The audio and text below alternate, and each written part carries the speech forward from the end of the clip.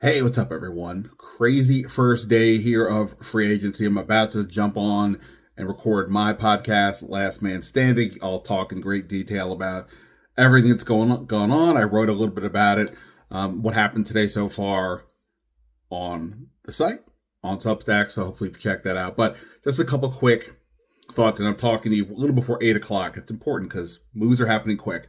Let's just start with the things I feel confident about. The Larry Tunsil deal done. A lot of money, good player. That's the price for paying those kinds of tackles. It was going to get done.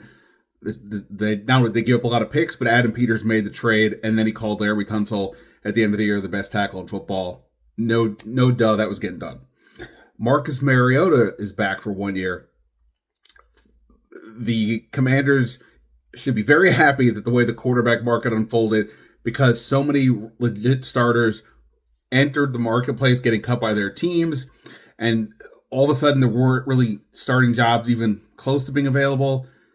If you're going to be back up Mariota, hey, let's go back where I'm comfortable. So that's a big box. Obviously, with Jaden's injuries last 2 years, got to have a guy who you can trust in Mariota. I think certainly has shown he can be that guy. Now, that's the guys that we knew about already. As for the new guys, Odafe Oweh, the new edge rusher from the Ravens and the Chargers last season, 4 years, $100 million, like 68 guaranteed. That is a huge number. Is it worth it? They had to get an edge rusher. And this is one of those positions where you pay through the nose if you want somebody towards the top of the market. Jalen Phillips had gotten up 4 years for 120 earlier. I don't know how much that affected what happened with Oweh. There were some guys behind Oweh, like a Boye Mafe and a Kwity Paye and some others. And I'm not saying that Oweh isn't better, but they got closer to 16 to 20 million, depending on which guy it was. Oweh is a tremendous athlete. He can run. He's going to be, for a team that needed to be more athletic, this is the kind of guy that can get you there. Is he worth the money? I don't know. He's been a bit inconsistent in his career in terms of getting sacks. Last year at Penn State, 0 sacks. That was a question coming into the league. His first 3 years had 13. Then he had 10. And then last year, 7.5. But they all came after the Ravens traded him. And I think if I had one concern here is that the Ravens traded him. They're typically not a dumb team. And they traded him, a pass rusher, for a safety who has he's a guy, good Gilman, good player, but not an all-pro or anything. So it's an odd trade for the Ravens to move on from a guy like that. Nonetheless, there's some upside there. They had to get a deal. They did that. We'll see what else happens. They signed Tim Settle. Welcome back to DC. Tim Settle. I always liked Settle when he was here. He's gone to have a pretty solid career in the league.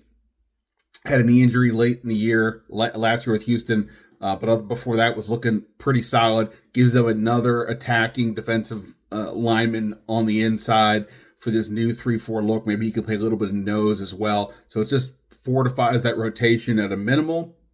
And perhaps it gives them an option there on the nose. And then cornerback Amik Robertson is here. He's another small body corner, just like Mikey Sanderstill, which says to me that Sanderstill is going to go live on the outside from the jump rather than go outside because things went wrong somewhere. And Robertson has been more of a slot in his career.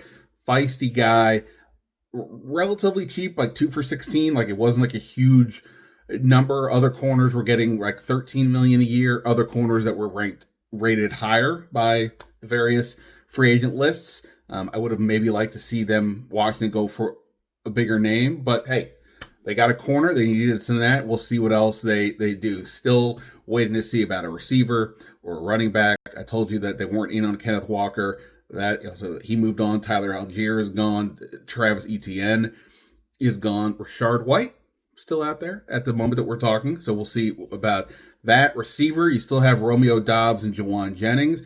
You still have Tyquan Thornton on the sort of the more moderate end of the scale. And then we'll see. If they go for Thornton, that may tell me that they are also going to look to get Brandon Ayuk, because you don't pay Ayuk and a Romeo Doubs, 10 plus million each. That wouldn't make a lot of sense. So Perhaps that signals something. They still need to get some offensive line, probably some tight end depth at a minimum. And linebackers. A lot of the linebackers are off the board. But hey, they still got some time. Maybe they bring back Bobby Wagner. We will see. Chris Paul. By the way, maybe the craziest thing so far is at this moment, none of Washington's free agents have been signed by another team. I'm not counting Tyler Biotish, who is with the Chargers, because they cut him. I mean, the guys who are going into free agency. That's kind of weird. I don't know if other teams have this or like this, but it says something about the 5-12 season. A little context on that. All right. So again, I'll talk more in depth about all this on the podcast, Last Man Standing, Apple, Spotify, wherever. Go check out my written work as well, and we'll see what happens. I doubt. I'm pretty positive we'll have a lot more to discuss here in terms of the Commanders and free agency.